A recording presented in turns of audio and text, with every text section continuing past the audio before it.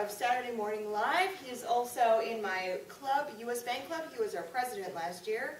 Today is his first speech at this club.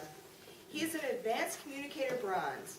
By day, he is a mild-mannered internal auditor and consumer compliance all-star. By night, he enjoys craft beer, cooking, good times, and new adventures with friends. Today, he's giving his icebreaker speech as he begins his Pathways journey. Please help me welcome Jonathan Haurunen, Advice to Live By, Jonathan Haurunen.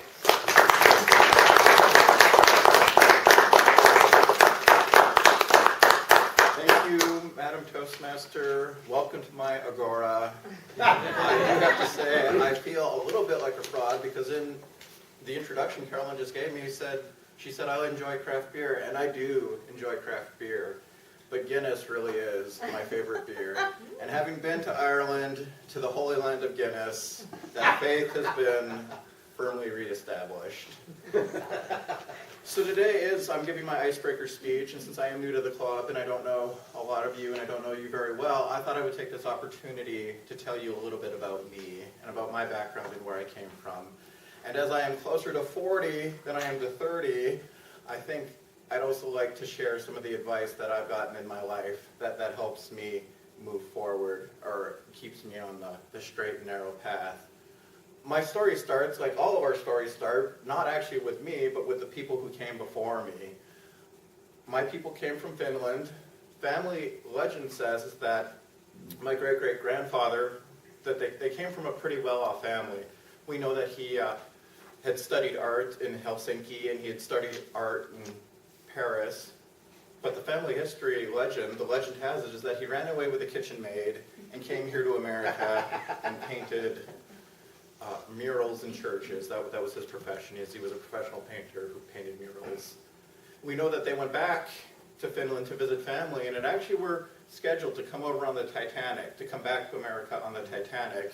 But my great-great-grandmother actually got sick, and they decided to hold off on coming back until she was feeling better, and she'd gotten sick with my grandmother, so she was pregnant. So we like to joke that was fortuitous because otherwise I might not be here. I grew up in northern Minnesota on the Iron Range, up in Virginia. Well, I actually lived outside of Virginia, but Virginia was the town where we went and did everything. I went to a small high school. There were 52 graduating seniors in my class, and it was great. I would advise, well, none of y'all are in high school, obviously, but everyone should have that small high school experience because I did it all. I played football, I played basketball, I acted in the drama club, I was on the speech team. I don't think I was very good. I never placed, but I was on the speech team.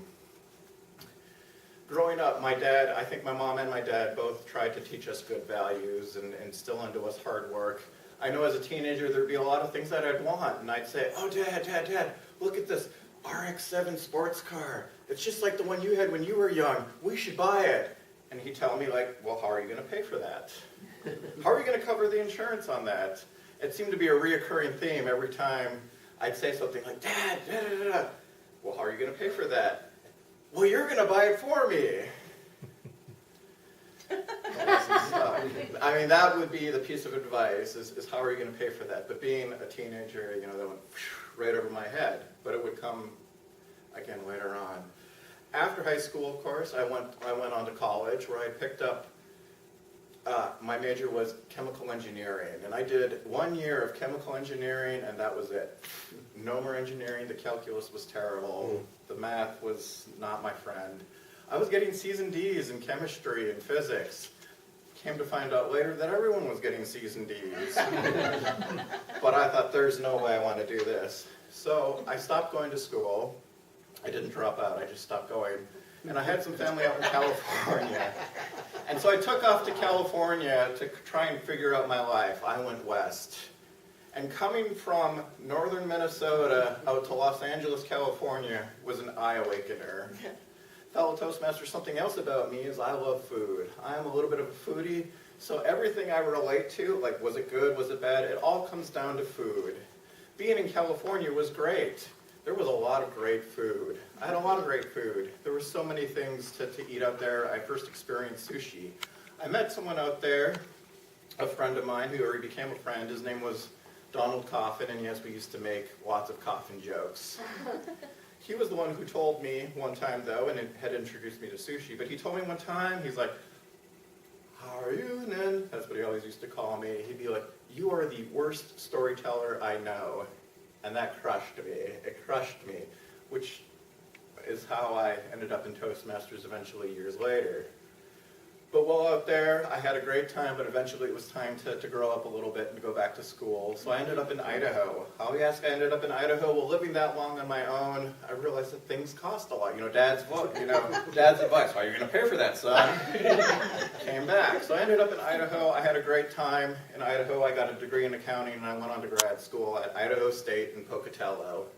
Well, in Idaho State, I, having not done anything athletically since high school, I put on a few pounds. I started working out at a gym, and I, with all that extra student loan money, how are you going to pay for that, son? I hired a personal trainer with a guy by the name of Thierry, and I worked out with Thierry, and Thierry was a great guy.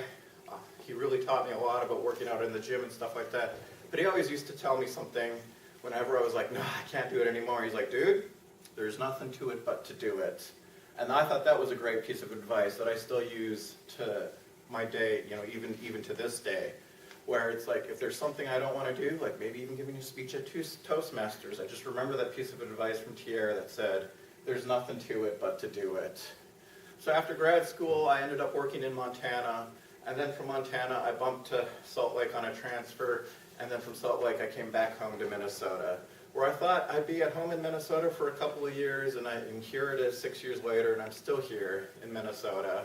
And the final piece of advice that didn't come from anyone specifically, it actually came from the TV.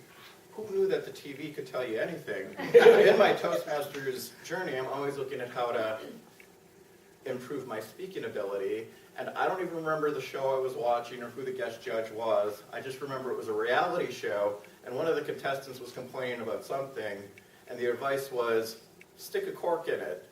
Literally, stick a cork in it, and she's like, put a cork in the tip of your mouth, and then talk with that cork in your mouth to help your enunciation. Fellow Toastmasters, I've only had a few minutes, my time is up, the hook is coming out to pull me off stage. I've enjoyed talking to you. I hope that you understand me a little bit better and where I came from. Madam Toastmaster.